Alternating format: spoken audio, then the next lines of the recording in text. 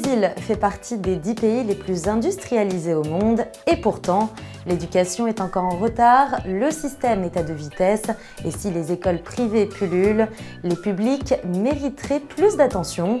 Bien que les chiffres officiels annoncent un taux de scolarisation supérieur à 80% et un taux d'alphabétisation des jeunes de plus de 90%, la réalité est bien moins rose. Le gouvernement en a conscience et a augmenté le budget de l'éducation, même s'il reste moins élevé que celui de l'Argentine ou du Chili. Alors qu'est-ce qui se passe à l'école publique? Les professeurs sont très mal payés. 2, il n'y a aucun matériel qui est donné par la mairie ou par le gouvernement, ou je sais pas.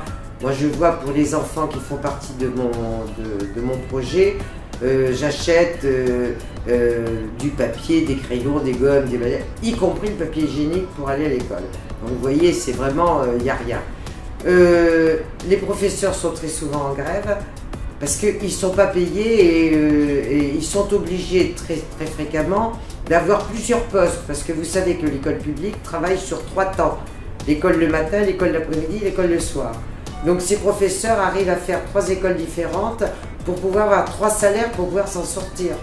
Donc tant que les professeurs ne seront pas pris en compte, je dirais, par l'État, il y aura ce souci-là. Des professeurs qui font pourtant ce qu'ils peuvent avec les moyens que le gouvernement leur donne et le peu d'heures de cours dont ils disposent. Ma fille a été jusqu'à l'âge de 10 ans à l'école publique à Iliagrange. C'est un côté positif, c'est-à-dire que si on compare l'école publique de Abraon avec l'école publique de Rio, il vaut mieux être à Abraon parce qu'il n'y a pas toute la violence qu'il peut y avoir à Rio. On est très proche des profs, les parents peuvent aller sans arrêt à l'école, discuter avec les profs, etc. C'est un peu comme une grande famille. Mais en même temps, bon, ils ont peu d'heures de cours finalement. Dans les petites classes, ils ont 4 heures de cours dans la journée.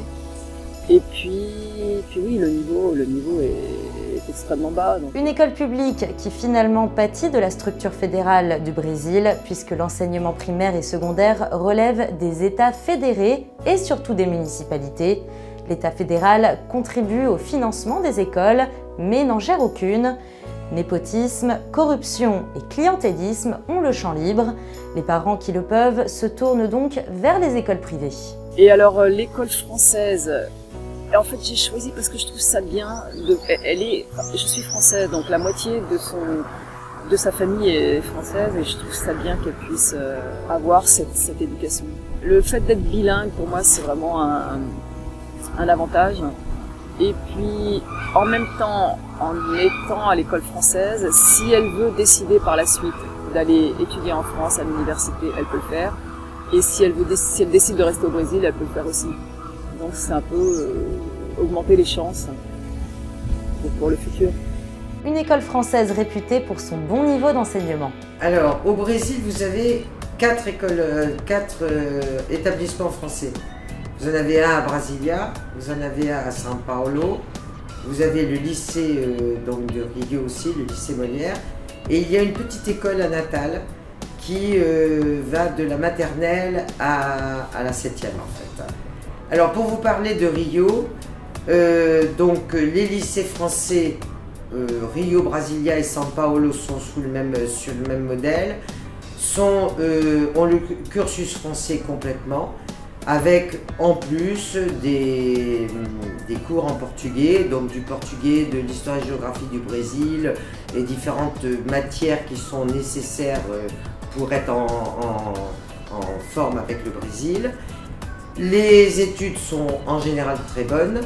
Le cursus donc est fait jusqu'au bac. Il y a en règle générale entre 99 et 100% de réussite au bac, avec pas mal de mentions. J'avais du reste à une époque parce qu'on nous proposait de corriger le bac localement, donc j'avais été un petit peu contre parce que le bac cocotier, quand on arrive en France pour faire une préparation aux grandes écoles ou choses comme ça, c'est assez difficile. Et donc on nous reprochait d'avoir de trop bons résultats. Donc j'avais recherché sur les 10 dernières années ce que avaient fait nos élèves à la sortie du lycée. Et en fait, je dirais que 100%, enfin J'avais une mère de famille qui n'avait pas suivi d'études supérieures et un garçon qui avait voulu être chauffeur de métro. Mon Dieu, chacun voit son idéal de vie à sa façon. Sinon, tous les autres avaient des diplômes d'enseignement supérieur, des médecins, des polytechniciens, des agronomes, vraiment, aucun n'avait raté, je dirais, ce sont de bons lycées. Et si vous n'êtes pas sans savoir que le Brésil est situé dans l'hémisphère sud, il est tout de même important de rappeler que cela a une incidence sur les dates d'inscription. Les cours commencent en effet en février et se terminent en décembre. Concernant le lycée Molière, vous avez 2 rentrées scolaires possibles, une début août et une début février. Les demandes d'inscription ont lieu pour la rentrée de février en septembre-octobre et pour la rentrée d'août en avril-mai. Pour faire vos demandes d'admission, c'est uniquement via un portail web qui est actif pendant les périodes de demande d'admission. Sont scolarisés en priorité les élèves de nationalité française et venant d'une école française du réseau AEFE ou sous contrat avec le ministère de l'Éducation nationale. En cas d'admission, il sera impératif pour finaliser l'inscription de vos enfants que vous soyez détenteur de votre visa de travail, de votre carte de résident et du CPF. Mais le lycée français de Rio est victime de son succès. L'établissement accueille 825 élèves de la petite section de maternelle à la terminale, avec en moyenne 2 classes de 27 élèves par niveau. Vous pourrez donc opter en cas de refus d'inscription pour les écoles internationales comme l'American School, la British School ou encore la German School.